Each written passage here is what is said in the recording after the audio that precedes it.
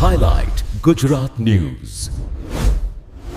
ચંદ્રના મિશનથી મળેલા વૈજ્ઞાનિક ડેટા નવા ખુલાસા કરી રહ્યા છે. આ વખતે સૌથી રોચક તથ્ય ચંદ્રના દક્ષિણ ધ્રુવ ઉપરના શિવ શક્તિ પોઇન્ટમાંથી મળી આવ્યા છે.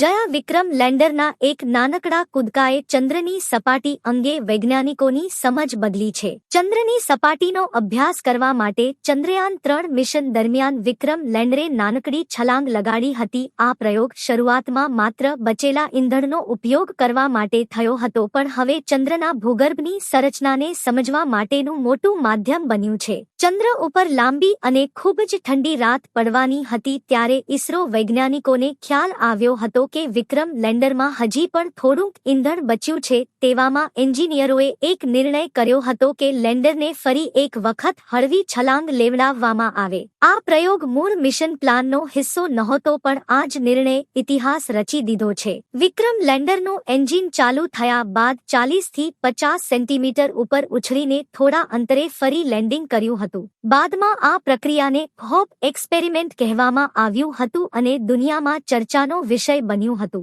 ફ્લાંગથી લેન્ડરના ઉપકરણને ચંદ્રની માટીના બીજા સ્થળનો અભ્યાસ કરવાની તક મળી હતી. ઉડાન ભરતા જ રોકેટમાંથી ગેસ ફૂટ્યો હતો કે ચંદ્રની સપાટીની માટીને ઉડાડી દીધી હતી, જેનાથી સામે આવ્યું હતું કે નવા સ્થળ અને શિવ શક્તિ પોઇન્ટની માટી એકસમાન નહોતી. ચંદ્રની સપાટી ઉપર માટીના અલગ અલગ થર છે. ઉપરની અમુક સેન્ટીમીટરની માટી ખૂબ જ હળવી, ઢીલી અને છિદ્રો ધરાવતી છે, જ્યારે તેની નીચે સખત થર છે.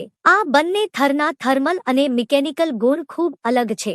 વૈજ્ઞાનિકો અનુસાર માત્ર અમુક સેન્ટીમીટરના અંતરમાં જ આટલો મોટો ફેરફાર મહત્વપૂર્ણ છે. એટલે કે ચંદ્રના દક્ષિણ ધ્રુવની સપાટી વિવિધ છે. થોડીક દૂરીએ જ માટીના ગુણ પૂરી રીતે બદલાયેલા હોઈ શકે છે. આ શોધ ભવિષ્યના ચંદ્ર મિશનો માટે મહત્વની માનવામાં આવે છે.